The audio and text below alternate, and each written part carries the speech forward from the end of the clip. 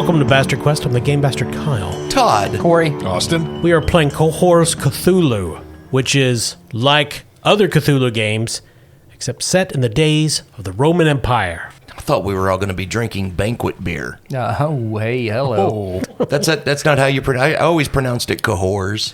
It could be. Yeah. That's how they pronounce it in the Old West. Cohors Light, the silver bullet. We've been wrong for 30 years. That's what it is. Yeah, so this is another 2D20 game from Modifius. You play as men and women in the ancient days of the Roman Empire, investigating Cthulhu stuff. And this is the quick start of this, right? It is indeed. I don't think the game's out. I don't think so. Depends on when you're listening. Yeah. If you're listening circa 2029, it probably is out. And everything burns. Yeah. Also, you're probably in some bunker somewhere. And Oh, and hey, congrats on being the only one with electricity. yeah. Woo. Well, I mean, I will have electricity. Well, yeah. And let's face it, Austin's definitely dead. Fuck you. I'm the one running the hamster wheel. I told you to tell no one. But yeah, so if you're not familiar with the 2D20 system, the rules are pretty straightforward. At minimum, you're going to roll, 2D20s, and you want to roll low. If you roll under a certain threshold based on your character stats, you get successes. If you get more successes than the difficulty of the task, then you do it. Yep. Pretty simple. There's certain things that can change that. You can gain momentum, or us as characters can gain momentum. Kyle has the opposite of that, which is threat. I do. And that can do such things as give you some more dice or change some shit, add some damage to your rolls, and give your friend a cupcake. Yeah. Enough threat can make you poop your pants. Cupcake Cthulhu. I'm down. From the makers of Cupcake Homicide Cop. Cupcake Cthulhu. The Great Cthulhu Bake Off. You're running an artisanal bakery just outside of Vancouver, but the cult has other plans. All right, so we are using pre-generated characters. The guys went through the list, picked out some characters, so we're going to talk about those now. Yeah, we always love using pre-gen characters whenever we have the opportunity. Just gives us a little something extra to play with. And a lot less work. Yeah, that's true. We could just jump right in. Really appeals to my laziness. Austin, who are you playing today? So I'm definitely playing the quote-unquote straight man of the group this time around. My character is very serious, very dignified, very erudite. I'm playing Egino. How do you spell it? Egino. That's his name-o. So he's a farmer? Egino, I guess. Whatever you want to go with. Yeah. We're going to call him Gene. Gotcha. I like Egino. And I won't let go of him. Let go my Egino. Tar. I'm doing great so far tonight, guys. Welcome to humor. I think we should just call him, instead of calling him Gene, I think he should be Gino. Gino? Yeah. I'm down with that. Yeah. He can be Gino. I often think about this when we start a new game. I'm like, this is likely somebody's first episode. Let's do it real good. And it's always shit. How we've gained listeners, I have no idea. Yeah. Anyway, I'm an old man who's a Germanic priest of Tiwaz, otherwise known as Tyr, which is a little bit cross-cultural. This is normally about the Romans, but I believe Tyr is one of the Nordic gods. Am I right? Yeah, as we think of it, but the Nordic gods so they're Germanic gods, and the Germanic tribes would have probably had similar deities. They would have just called them different things. And yeah, this takes place in the Roman Empire, but there are lots of Germans. I think Tyr is the god that Eric Clapton worshipped. He was always talking about him up in heaven. Yep. Yeah. Yeah. After he pushed his child out a window. Tyr, the child-pushing god. They didn't have a god for everything back then. Tyr, the god of juvenile defenestration. Again, welcome new listeners. Hey, like, somewhere there's a history major losing his shit over that. I'll just edit in me at the beginning. If you're new, don't listen. So Gino is an older man in his late 50s, so since this is Roman times, that's fucking ancient. He's served his people for quite a long time. He's also lived in the shadow of a tribal elder, a significant forebear of his, that's put pressure on me to excel to meet my family's lofty expectations. And he's also seeking vengeance for a wrongdoing. In fact, I've written down here that significant forebear was murdered, and I'm looking for his killer. Okay, that's all fine and good, but has he got any magic power? He does. I have the Bounty of Balder. That's a runic shield. I think Sven has that. I think so. Tongue Cthulhu. Yeah. Hey, that's a little bit of crossover. But that's a Norwegian Viking god, though. There's many cultures here. Oh, okay. Well, again, the groups we think of as the Norse, or AKA the Vikings, and the Germanic tribes of northern Germany Yeah, are not so far apart. very similar peoples. It's just like in the modern day, Christians have Jesus Christ, and then other people have Charles Manson. I see. I have the Curse of Loki for sowing confusion and dread in the enemy's ranks. I'm literally giving people terrifying visions of giants and monsters in order to bewilder, mislead, and demoralize.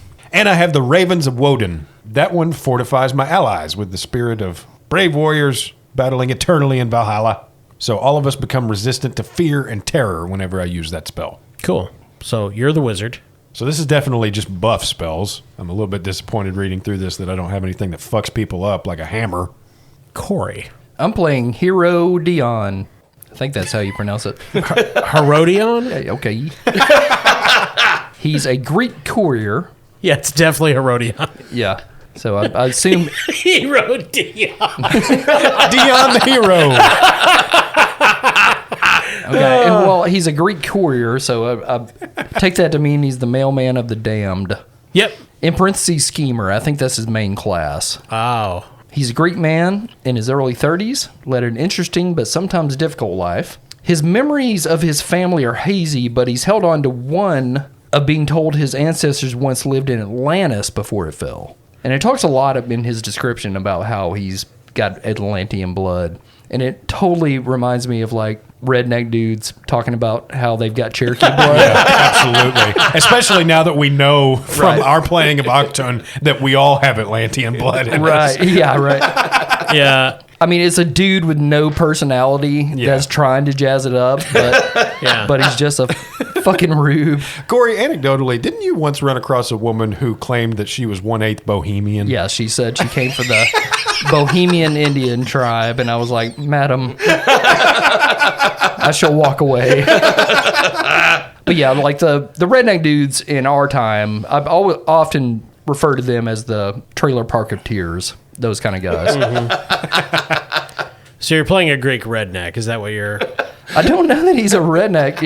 He's a pretty smart guy. He ended up getting jobs. He was like a slave for a minute, but he quit. Got another job, I guess. I don't That's know. how that works. I glanced over this. He left that off of his resume when he applied for the new job. Yeah. Right. You don't Oh. want to put that down. Well, speaking of new job, he turned his fortunes around in Colonia and was garnering the attention of a secret patron who spotted his potential and recruited him to join a branch of the Fingers of Dawn. Oh, that's a secret society. Okay. Dedicated to essentially fighting the Cthulian mythos. Okay, he doesn't really know that. He's a junior member and largely uninformed of the cult's shit. He just got a Gotcha. job. Yeah. Well, I guess I wasn't thinking about it, but given the fact that your character may have some Atlantean origins and Austin's German wizard has a spell from Octon Cthulhu, I mean, obviously this game, given it seems like Modifius' intent is that this is Canon. the same world as Octon Cthulhu. Okay, cool. Because if you recall, in our campaign Which we're of Octon playing, Cthulhu, the campaign we're playing is Shadows of Atlantis. yeah, it plays quite prominently. Well, another crossover. One of his talents is Bizarre Insight, which I think Oh, both- that's definitely one. Todd's character and mine have that. Yeah, exactly. Yes, I had the insight. We're going to get to Todd's character. He's going to be playing an Australian woman with a psychic dog. Todd's actually just playing Skippy the Seal in this game. Is that what it is? That his name? Flappy. Flappy. Okay, shit. How could you not remember that? So, well, Todd, in that case, tell us about your character. Well, my character is a Germanic archer. Her name is Gerfried. She is a scout, and she's kind of a mercenary. She'll kill somebody for money. Not a fan of the Romans, but she's willing to take their money. Years ago, She was exposed to horrors in her life. She was once among a group that was set upon by cultists of Mormo. She bears a sigil on her skin that she's never been able to remove as a legacy of that encounter. A lot of people got those tribal tattoos in the 90s. Yeah. It is a tramp stamp. I thought so. I was going to go with either tramp stamp or the barbed wire around the bicep. Ooh, that's still cool. Anyway, she saw lots of strange things, from the netherworld, and that has led her to be rather aloof and distant with her peers. But if you earn her friendship, she is a steadfast ally. Let's see, what does she have? She has talents. There's eye for weakness. I am able to spot vulnerabilities in my quarry's defenses, natural or otherwise. She's very keen-eyed. She has eyesight as sharp as an eagle's. I can increase the effective range of ranged weapons by one zone to a maximum of extreme. Numb to horrors because she's seen all that shit. Blood, death, violence do not affect her mentally. That's like having a Twitter account, essentially. She's woodwise when she is in the woodlands of Germania. The number of successes required for any test to find food or shelter or to navigate is reduced by 1. It can even reduce tests to a difficulty of 0, usually an automatic success. Damn. She's got a spear, a bow, she's got mail. She wears a warm woolen cloak that can conceal her identity, and she has a survival kit like tinderbox with flint and steel, warm blankets, preserved food. She's got rope, enough canvas to erect a shelter, all kinds of cool stuff. She has a personal agenda. She wants to hunt a great beast. Okay. And her main characteristic, as we said, is touched by shadow. That encounter with the power that hides in the darkness has left a literal mark on her. And she has a quote at the bottom of her character sheet. It says, "There's far worse than beasts in these deep forests. Best not to stray too far from the path without my guidance, and if you see me run, follow." Hero Dion also has, or what'd you say it was? Herod Ion? Herodion. Actually, I'm losing track. Okay. I like Dion the hero. Just call him Hero. But he also has a personal agenda. Uncover secrets. You set out to learn the secrets of everyone you encounter. Hee And my agenda is my search for vengeance. And Kyle, I have an additional effect that, regrettably, I have to make you aware of. One of Gino's talents is envy and attention. You hold a considerable status in society, and while that comes with numerous benefits, it can cause challenges and complications to arise as well. Essentially, you get an extra 2 threat starting the game. Hooray. fuck. Don't you start off with like 6 automatically? I do. I hate everything. Yeah, and the main characteristic of Rodion is his Atlantean ancestry. It actually gives him certain exceptional insights and abilities. You might receive visions or experience inexplicable phenomenon related to your Atlantean ties. They're just real wet. So I like that we all actually have a little bit of cultic tie-ins this time around. Yep, pretty stupid. Gino also, in addition to his magic, has an amulet that comes from his famous ancestor that actually protects me from spells. But that'll come into play later.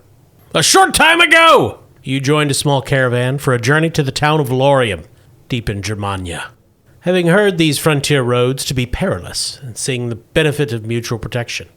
Other than your group, the caravan included 2 wagons laden with an assortment of tradable provisions owned by a trio of merchants, each escorted by hired guards. The caravan was led by a Roman named Caius Vigenius Velus. After a damp morning with a light rain, spring day had warmed up, become a nearly enjoyable afternoon as you traveled along the rutted road until, on entering a dense stretch of woods, everything around you became a frenzied tumult. There had been no warning of imminent attack, no shouted demands, just incoherent screams and roars as the caravan was beset.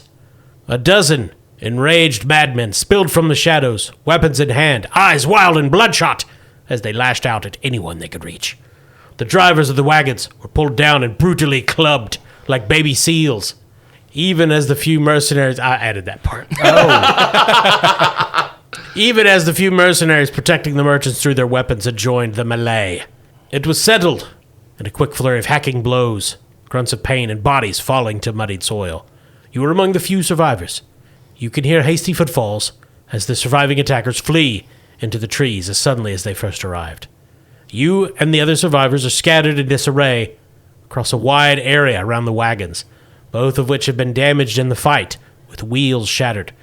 The mules that had pulled them are slain or run off in panic. The bodies of many of your former traveling companions and some of the attackers are bleeding on the ground everywhere you look. You did not have time to take concerted action during the battle. Each of you responded according to your own instincts and nature.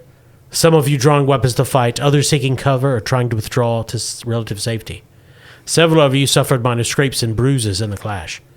As you take stock, you realize one desperate melee is still underway. Caius Agenius Velis, the caravan master, is locked in a deadly clinch against a burly man in a stained tunic. A bloodied short blade is in the attacker's right hand, which Caius has seized to try to keep the weapon away from his supple, stabbable flesh.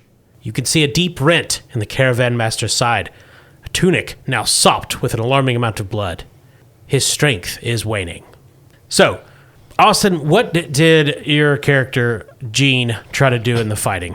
He actually used his spell casting to try and protect many of the fighters around him. Ah, I see. Corey, what about her Odeon? It's Herodion. Oh, Yeah. Thank you for the correction. Jesus. Well, he would get a stab in where he could, but mostly he was like eyeballing the attackers to see if he could figure out their secrets Gotcha. and where they came from. He was really studying the group of, what was it, bandits? You don't really know. It's just people come running out of the woods.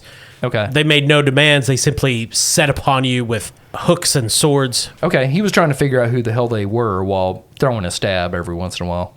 During the battle, you took a glancing shoulder blow. This is a new truth for you. It may affect you negatively. It effectively acts as an injury. Yeah, every character has truths. Like Herodion's truths are Greek, Atlantean ancestry, former servant, and I have secret. Gerfrid also has a secret. That's one of her truths. Cool.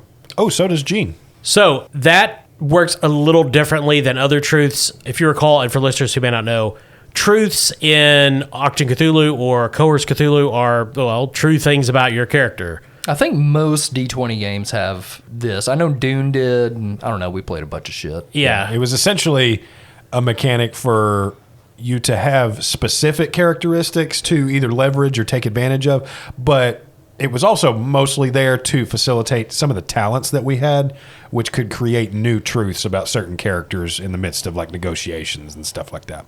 Yeah, and while you're undertaking a task, if you can leverage a truth positively, or if one impacts you negatively, it can increase or decrease the difficulty of the task. We always forget to use this. Constantly. Now, the I have a secret works a little differently. You can use I have a secret to affect any task, but once you do it for the first time, you have to replace it with the newly revealed truth about your character. So if Corey wants to use I have a secret to convince someone that he knows a lot about wine, he could say his secret truth is escaped or like former Sommelier. Sure. And that's his new truth, Yeah. right? So it's essentially a placeholder for a truth that we haven't created yet. But once we create it, that's what it is. That's what it is. Yeah. Yeah. That's cool. I like that. I don't know that the other two D20 games have that, I don't believe they do. which every one has little differences that are always fun to come across. Yeah, I'm a big fan of mechanics that you can fill out during play to kind of see how things are going. Sure. And you could wait, which we probably won't for our purposes, but if you were playing a campaign of Cohors Cthulhu, you wanted to hang on that to see how the campaign was really going, and Sure. then you pull it in, and it could be really, really potent potentially. But okay, so you had tried to get a bead on the attackers. Todd, what about Gerfrid? Gerfrid is an excellent climber, so she would immediately climb up into a tree and attempt to take out as many madmen as she could with her bow and arrow. I see. Well, she climbed very hastily and scraped up her hands, but she slew a number of them, she believes. There are arrows sticking out of corpses. And we don't understand them, but they're screaming in a weird language. Wait, we're just trying to show you a new marketing technique. It's a madman, right? So, Todd, you have a new truth called scraped hands. I will retrieve my arrows. But for now, your caravan master, Caius, is locked in brutal death grip with the last remaining attacker, a large hirsute man. What do you do? So, Kyle, are we on mounts or are we just on foot? I know Todd's in a tree. I don't know if he has got a tree climbing horse, but... No, I do not. No. You have no horses, and as far as you can tell, the tree in which Gerfrid has placed herself is not a treant. Quick question, though, Kyle. Since Corey brought it up, can I have a psychic tree climbing horse? No. Damn it. If you had dropped any one of the various modifiers, you might have gotten something, but not altogether, no. And the ship has sailed. So, what are you going to do? Caius is greatly imperiled. What if I give the horse diabetes? Ooh, that's a good one. Type 1 or type 2? Type 2. No. Ah, damn it! Can Gino cast a spell on this attacker? Yes, by all means. So the old man raises his arm, spreading his fingers in the direction of the attacker trying to stab the caravan master, and just says, "May your scares become substance." And he's going to cast Curse of Loki. Oh, I see. Spell effect. It's an attack spell. The spellcaster inflicts power +2 mental damage with the stun damage effect on all enemies within close range. Okay. Now, this is my first time really playing a wizard. I have a power rating of 4, as listed up top. All of my magic is insight based. All right. I am a traditional and runic spellcaster, and each of these spells notates a drain. Now, that's on my stress, correct? Correct. Yeah, the drain is essentially the negative impact casting the spell has upon you. Okay. So this is 5 drain, so not insignificant, but I do have 16 stress overall. Oh, wow. So yeah, this will be 5 drain after I cast it, but it is just difficulty 2 to cast, which I think is pretty standard. I think you're wearied from the fight. So okay. I'm going to go ahead and spend a threat and increase your difficulty by 1. Okay. So I'll be using insight to cast this. Now, can I just pick the skill that is associated with this? Oh, no, never mind. There is a skill associated with each individual spell. This one is persuasion. Cool. All right. So Kyle, just take that threat back, and I'll generate a third die. Gotcha. So my persuasion is a 5, insight is a 10, so target number 15. Focus in charm and invocation, so my crit range goes all the way up to 5 as well. Wow. This is really good spellcaster for a preaching character. Yes. There's a 16, a 6, and a 2. So 3 successes. All right. Well, that is what you needed. What's the effect on this fellow? This inflicts power +2, so my power rating is 4, so I'd be rolling 6d6 against this fella. All right, so this will be mental damage. That's calculated by the d6. These are the effects die that we roll for 2d20 for all those that may not be familiar. In every 2d20 game, the effects die are the same. A 1 and a 2 applies those corresponding values of damage. A 3 and a 4 is nothing, and a 5 and a 6 is 1 point of damage plus an effect. And in this case, for every effect, it will also add a stun to the mental damage. Yeah, so to stun him, you will need to accumulate effect equal to or greater than his resilience. Okay, which is what in this case? In this case, it is 3. Okay, rolling 66. No nulls this time around. Good There's job. A 1, a 2, and then 3 5s and a 6. So a total of 7 damage and 4 effects. So that is enough to stun him. What does this spell look like when it's cast? It depends on the fears of the victim. Gino generally tries to dig into the enemy's subconscious and bring up whatever their greatest fear is. So he's naked at school? You have a test tomorrow.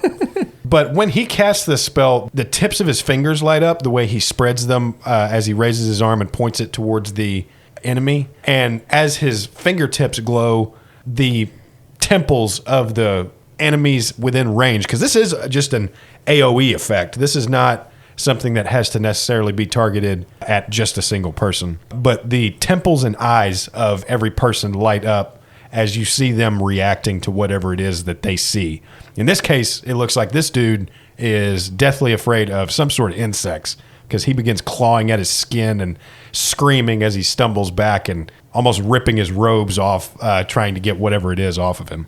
So this large man, he stumbles back, tearing at his garments, trips over a huge log, and falls unconscious into the leaves. He is definitely stunned and knocked out of battle. Caius collapses in a heap, holding at his wounded side. Take heart, my friend. We will get you to your destination. And also, you need to roll your drain. Yeah, that's 5d6. I rolled 4 nulls and a 5, so 1 damage and 1 effect. So, what is your courage? I actually have courage this time around, believe it or not. All of my other 2d20 characters did not, but I have 2 courage. And courage is essentially like mental damage soak. Yeah. We have Yeah. armor and courage. Armor obviously being physical damage soak. Indeed. So that does soak the 1 point of damage, but you also get a threat for every effect I roll whenever I'm rolling drain. Nice. So, the forest is quiet. You can hear in the distance the last of the attackers running. Caius is breathing heavily, laying against the side of a wagon. It looks like the rest of your compatriots are dead or fled. And Herodion enters the scene, sword raised.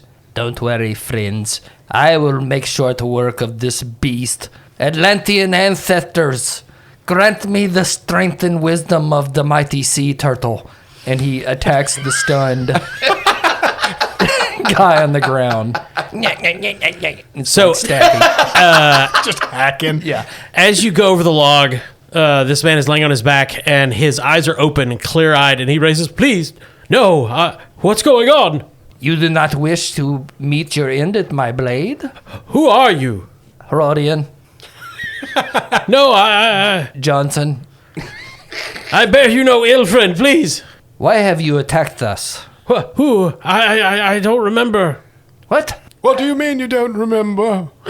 I was having a dream. He buries his head in his hands and begins weeping, muttering about the curse. It's the curse. Sounds like somebody's got a secret. And he perks up And looks directly into camera. and winks.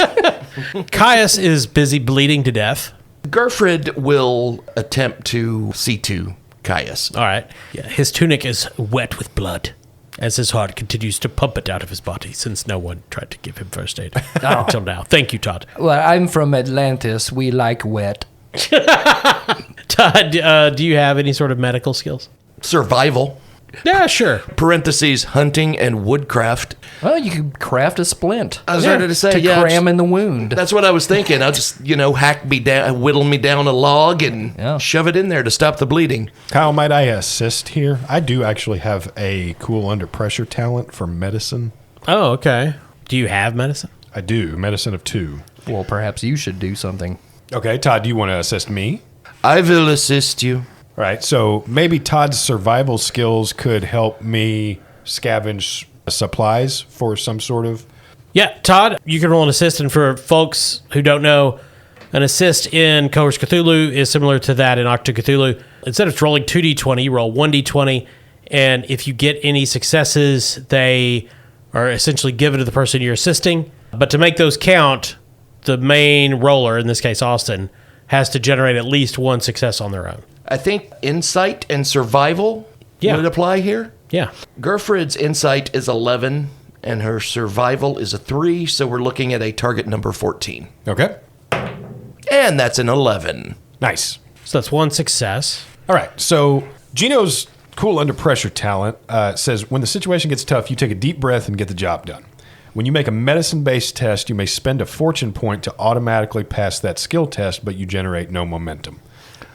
Speaking of momentum, Austin, one thing that I failed to mention in Gerfrid's survival kit, the very last thing it comes with, it says here, is enough supplies to provide 3 bonus momentum for buying D20s. So we actually have 3 momentum already banked. Now, with that being bonus momentum, would that be relevant to whatever action you're using that on? Yeah, it would be. So it is true that you do have 3 momentum banked. But only I can use them? Yeah, because it's your item. And once you spend those, they're gone. Yeah. And you'd have to, replenish your supply. Okay. Okay. So anyway, I could spend a fortune to automatically pass this, but Todd's already rolled 1 success. We got pretty good odds. So I'm going to be rolling my medicine plus Coordination. Okay, in this case. So my target number is a 9. And your difficulty is 2. Okay. Already got 1 success from Todd. So rolling these 2 D20. There's a 3. The other one's an 18, but I rolled a 3. So 2 successes. Working with the tools at hand, you treat the wound as best as possible, and Caius's breathing begins to become not so heavy and labored. And he says, he puts a bloodied hand on Jean's shoulder. He says, there's a village, Lupford. It's nearby. We might gain sanctuary there. Yes, I'm not sure if we can carry you, but we can try. Perhaps one of the younger people. Yes. The Greek, perhaps. I'm busy. Cal, can I use Bizarre Insight? I want to find out more about this curse. Bizarre Insight, I give you a threat to obtain information. I get to ask you a question. You may always give me a threat. Okay, I'm going to use Bizarre Insight to see if we know any information about this curse. Okay. So, do you want to read Bizarre Insight for us? Yeah, your mind often shows you glimpses of things you couldn't otherwise know. Once per scene, you may generate 1 threat to the GM's threat pool to obtain information. And I don't need to succeed on a skill test to do so. Perhaps it's your Atlantean ancestry. Blah, blah, blah. Or perhaps it's some other aspect of the weirdness in these woods. But you believe this man, and you even have a brief and bizarre insight into some madness, some nightmarish vision which drove him from his home, he and the others, to fall upon this convoy. He was indeed, you are convinced, acting not of his own willingness. My friends, I have had the vision. These madmen were not acting on any kind of cruelty or malice. They have, in fact, been bewitched, friends. Oh, yes, their jeebies got heebied. I've seen this before Yes. in certain circles. So if you just stab them a little bit, I think it wears it off. I don't remember reading that in the book. It worked on Craig here. Did you already stab him? He got hurted. My name is Walthram. Please, no stabbing. You will be the one to carry this injured man into the village. Yeah, he pushes himself to his feet and moves over and helps Caius. Caius at first draws back, but you assure him that Walthram is harmless now. Okay. And so help me, if you try to stab him again, I'm going to turn you inside out. I could never even kill a chicken. I don't know how to do that yet, but I'll figure it out. So we're the only 4 survivors, right? Yes. So can we try to find some horses? Like some spares? I believe the introductory text specifically mentions the mules as having been slain or run off. Fuck me. Yes. Well, one of them had gingivitis, Okay. so you wouldn't want that one anyway. Herodian only knows how to ride a seahorse anyway, so. Yeah. But Walthram tells you that he is from a village named Lupford nearby, and he can lead you there. This village, Lutheran, you speak of, Yeah, yes. are all the inhabitants ate up with it like you? And I do have a skill called Practice Listener. My homeland is rife with the great thinkers of the age, each with their own unique perspective on truth. Hearing the words in the streets of Greece and at the forum has given you a keen mind for insight. When performing an insight-based test to determine the honesty of someone speaking, you may re-roll each d20 that fails to result in a success. Damn, that's just instant fucking success. Yeah. And I have an 8 in insight, and then I do have a skill in observation. I have a 4, but I also have a focus in observation of hearing. Okay, yeah, roll your insight and observation. So the focus is going to increase my crit range. So anything 4 and below Yep, is a success. it's double success. That's right. So target 12. 7 and a 1, so 3 successes. Okay. Excellent. Do you want to bank 2 momentum? Sure. Good call. Think we've earned it. So, yeah, he mutters something about the curse, and you'll likely be safe. Just lock the doors and pray to the gods. And you get the feeling that he's not at all sure that you'll be safe. Seems very fearful for what might happen to you. It would be wise to watch our steps. I don't cotton to Lutherans anyway. I am a follower of Tyr. Well, is there any water source there? I need to wet up a little bit. My people dry out quickly. Yes, we have I'm part Atlantean. What do you think about that, buddy? I'm quickly discerning the main characteristic being that this dude never fucking shuts up about it. I like it. We have a well. Well, So I think we should get moving. Yes, we've wasted enough time here. Let's go. Off with you. Off with you. is this the same village Caius was talking about? yes, Okay. Well, I guess since we're playing the game, we'll go there. good call. Yeah. You could go elsewhere, but there would be less adventure. Okay. Mostly just trees. Okay. Before we begin our journey, I think I should warn each and every one of you that we are in the forest of the lindworm. Oh? The lindworm is like a giant snake. It has wings, but it is no dragon. I have been hunting this beast for years. I just want to let you know that if we encounter it, I will do my best to kill it once and for all. Oh, yeah, well, I killed the Kraken. And if we run into the Clampus, please just keep going. We used to date. I'll take care of that. Previously there was no lindworm in this adventure.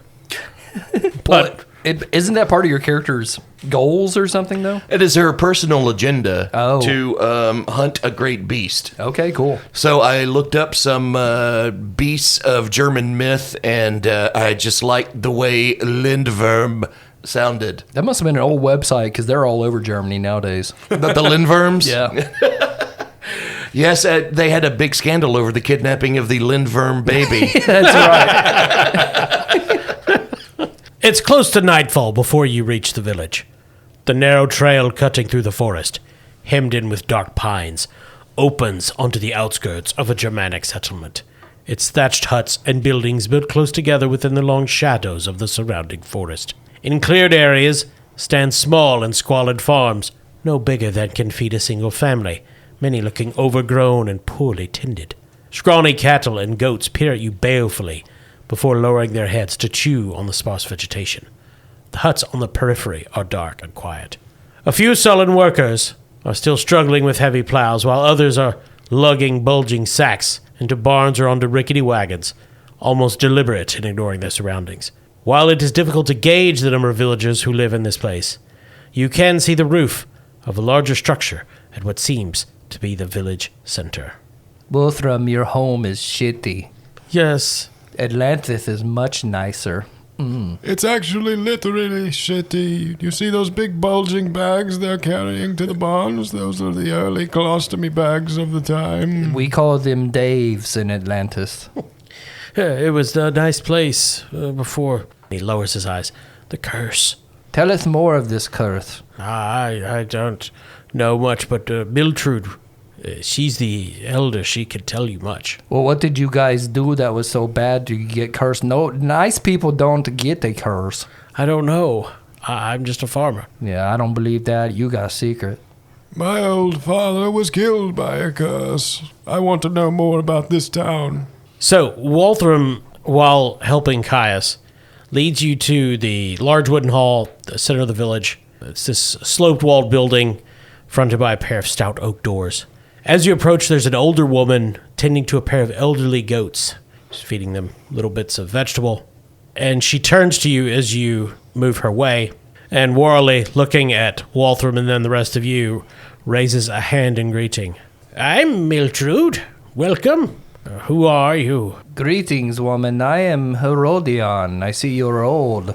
Our trip was long and I am weary. Do you have any fishes I could kiss? Ignore him. He has Atlantean blood. I am Gino the Mystic. I am Gerfried. Our blood is wetter than most people's. Why have you come to our village? It was the only place. We seek refuge here after being set upon on the road, partly by this one over here. And he points at Walthram. But we believe he was the victim of some sort of mind-controlling curse. Perhaps something related to the curse that has beset your town, which we would like to learn more about. Speak quickly, because I am in my 50s and I have perhaps 30 minutes left to live. He was not alone.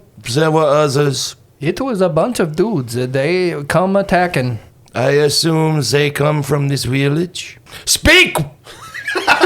Nay! So, if you want to persuade Mildred to help you, you need to roll gravitas plus persuasion. So Gino has the silver-tongued talent, allowing you to influence people to adopt your views quickly and effectively. When you attempt to sway someone to your way of thinking, you reduce the difficulty to your persuasion-based test by 1. Oh. Which is good, because if it were up to Gerfried, others find your distant manner off-putting, increasing the complication range of all persuasion-based tests I make by 1. No way. I never would have guessed. All right, Austin, what are you going to roll? Yeah, I have gravitas of 11 and persuasion of 5, so my target number is a 16. Damn, that's hardcore. And with a -1 to the difficulty, what's that make this? 1. Okay. That's a 10 and a 14, so 2 successes. So you can bank a momentous. That's the cohor's name for Yeah, it. we out Yeah. in Threatus. She said, yes, there's been a pall over our humble village of late. What did you guys do that was bad? Because curses don't just pop up, ma'am. We did nothing. It is the cult on the outside of town. What cult is this? They are new, and I... Not the old cult that was back there. They use the NIV Bible. I don't think they've come up with a name yet. Okay. The old cult just Yeah. used to just measure your thetans and shit. They're workshopping a few things. Still ritualizing in a tent just outside of town. But they wear these strange red hats. They've had some sacrificial study groups. Okay.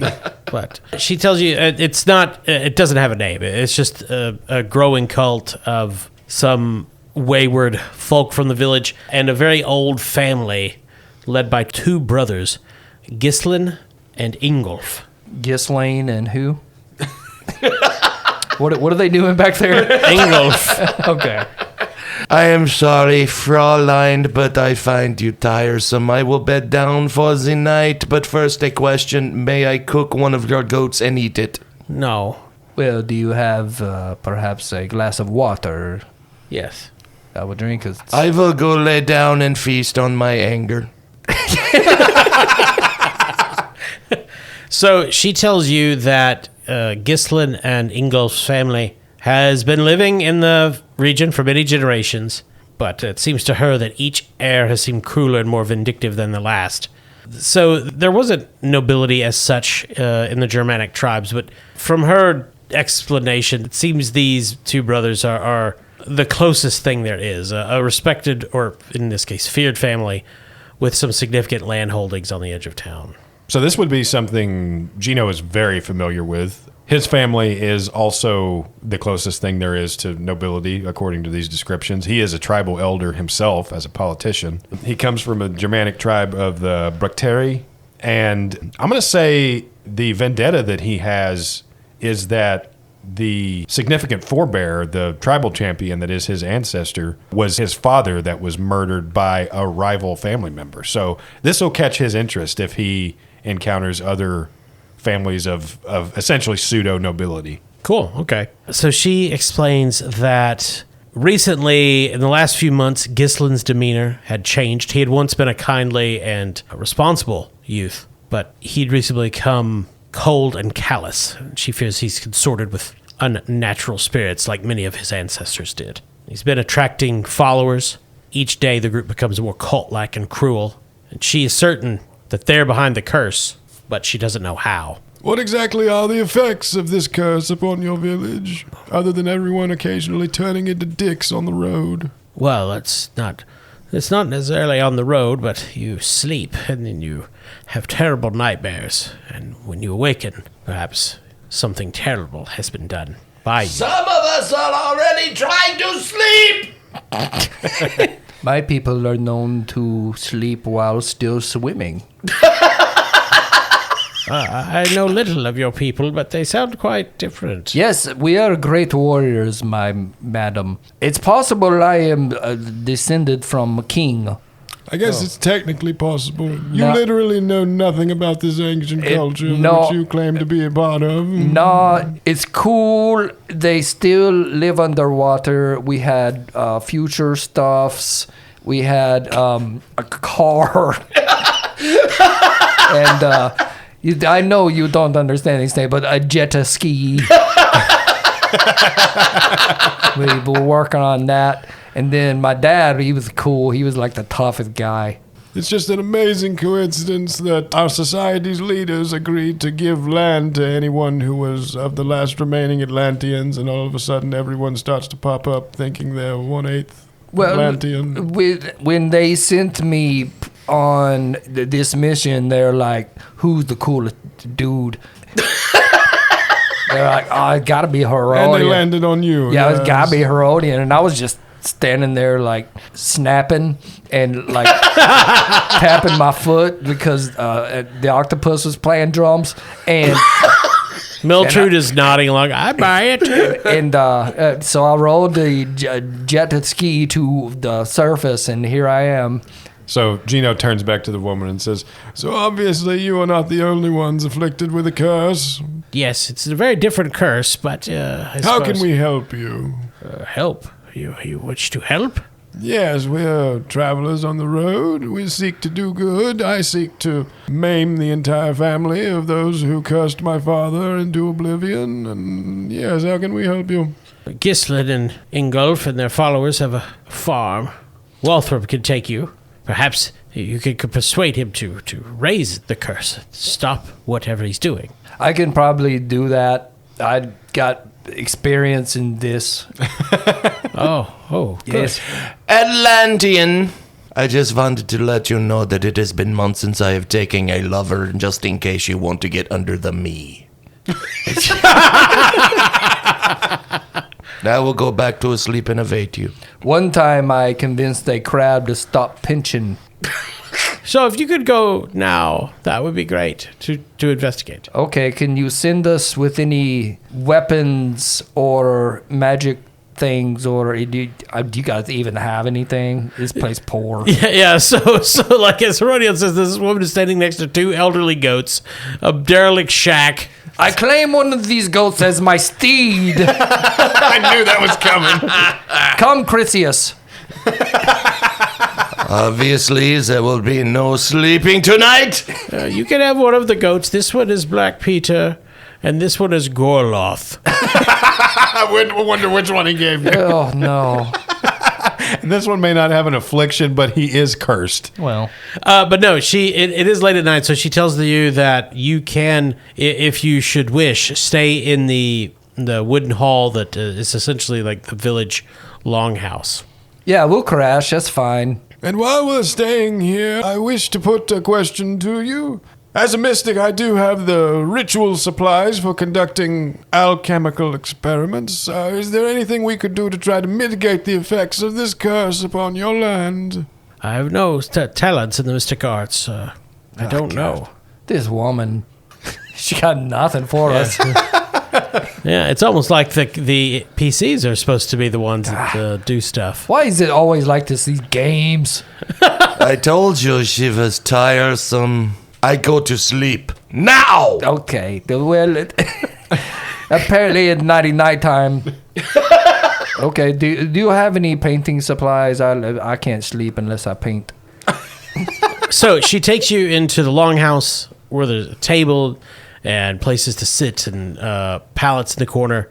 And she says that the four of you, you three and Caius can stay there. This place is shitty, considering what we're about to do for you. Like, what are we even getting paid for this? Well, I don't know what you're getting paid, but I plan on taking on this cult head on and learning more about the mystic ne'er-do-wells that murdered my father. Madam, if we do this for you, you gotta tell me your biggest secret. Okay. It's probably gonna be boring. If you do it, I'll tell you my biggest secret. Okay. Is it about these fucking goats? No. Oh, okay. That might be cool. All right, I say we all get some rest and prepare for tomorrow. I not sleeping now. Oh, just look at her. She's so peaceful. Gino jolts awake in the midst of the night. Aye. So, as darkness falls, none of you notice a creature lurking in the corner of the longhouse watching you. A spectral and disquieting creature. A body spun of spider webs that gleam in the moonlight. A faceless head that features a single dark reflective orb where their eyes should be. Something misshapen, peculiar about its body. It watches you, and it smiles as you fall asleep and enter the dreamland where it truly lives. And we'll end there. Ooh, okay. I'm dancing with the crabs. So that is our introduction to COHORS CTHULHU, the beginning of the Quick Start adventure. We got the Quick Start quite a long time ago, and we kind of hoped the full source book was shortly on its heels because we have such a good time with Octone Cthulhu. We were excited about it, but it's been quite a while. I don't know when that game is coming out, so... Maybe never. Yeah. There was a law passed that you can't make games about the Roman Empire, and so they're going to rework it. Is that an RFK Jr. thing? Yeah. Okay. Yeah. Okay. Too many dead whales. Yeah, well, And- we got an American Pope now, so it's all good. No, I'm gonna go by the Modifius booth at Gen Con, which I will be attending, Yeah, shake him down. and I'm gonna give them a what for. Cohort me! Just walk up and just make demands. Yeah, it could be out. I'm so bad at following things Nah, it's these not. days. No, you check. Cool. Yeah, probably. But we will be returning to COHORS CTHULHU next episode. Cool. And as with most Modifius games, it's one of my favorite systems. I like it a lot. It's fun. Yep.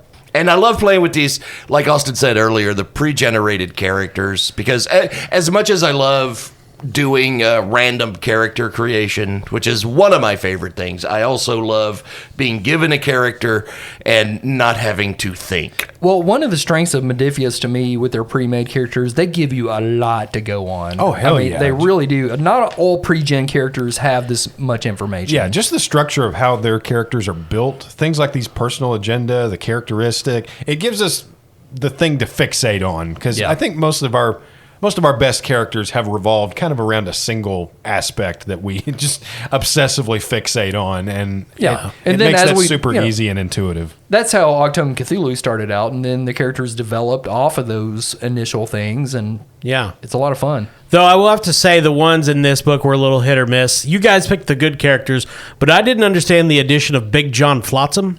Oh, okay. Just felt out of place. Well. He just walks around with a 2x4 with a Yeah. nail in it. Yeah. Hits people. Yeah. Weird. Yeah. No pants. Jesus. I don't get it. And as always, when you're playing these games, you're going to need dice to roll. I'm sorry, what was that, Austin? Did you mention dice? Yeah. Oh, you know where you can get dice? No. Sure you do. NorseFoundry.com. Pay a lick of attention. It's called Yes and. Hear him? Yeah. That's dice. Go to NorseFoundry.com. They have all manner of dice made from all manner of materials. They're beautiful. You need them. And once you make your purchase, be sure you enter promo code CHAM at checkout. That's CHAM, CHAM, and you'll receive the 10% Bastard Quest discount at NorseFoundry.com. Get you some goddamn dice. Your kids don't need all those meals. Yeah, agreed. Agreed. And we would also like to thank our sponsor, Barrel and Bond, 100 Broadway Street in beautiful downtown Paducah, right there on the banks of the Ohio River. Urinals big enough to swim in. They're called Atlantean urinals. Yeah, that's right. Yeah. Yeah, classics. Mm-hmm. We're a river town. Watch out for the pantsless guy with the 2x4, though. Oh, God. Well, the pantsless guy, he's there to spank you in case you're having trouble peeing. He'll spank it right out of you Does that help you? with a 2x4. You find that helps? If you're having some. Something came out. I don't know if it helps, but it don't hurt. I didn't care for it. I like pain. That's why I do this fucking show. And speaking of helping, thanks to all of you who are listening. Thanks to all of you who have left reviews or ratings. Thanks to all of you who have subscribed to our Patreon Spanked us? and just engaged with us overall. We love you. We love having you in our audience. Please continue to be there. That should be one of the perks of the Patreon. You get to spank us. Give us a whooping. Yeah. We have different ideas. Yeah, about we probably shouldn't do that. We probably Patreon incentives. We probably shouldn't give that as an incentive. No. Yeah, I think there's laws. We're the ones that give out the spankings. Oh. It somehow got worse. Stupid. It always does. I wear a belt all the time. Austin's underwear has a belt. It's just ready. But yeah, so we do appreciate our patrons a whole lot. They throw money at us. Yeah. This is another game that was made possible by the contributions of patrons. No, I think it was free. Pretty sure. I don't know. Yeah. But yes, we have a lot of great conversations on the Patreon Discord and most games, and we will buy the COHORS CTHULHU game when it comes out. Oh, of course. If it is at Gen Con, I That will is get it. so up Kyle's alley. He needs it for his shelf over there. Agreed. You need some more shelves with the amount of fucking games. You're not wrong. Your kids need to grow out of the toy phase. What are they, 17? I don't know. How old are those kids? I can't. I'm terrible at math. I don't know. Every time I see them, they're stacked up together under a trench coat. Well, Trying to get into a movie. that's the only way we let them eat. Yeah, they were is if watching- they yeah, masquerade as an adult. Yeah. They're always fighting for who gets to be on top and actually eat. Well, it's called gentle parenting. Wait, Gentile parent? What? Yeah, it's different. All right, it's over. Thank you for listening. I'm Kyle. I'm Todd. Corey. I'm Austin.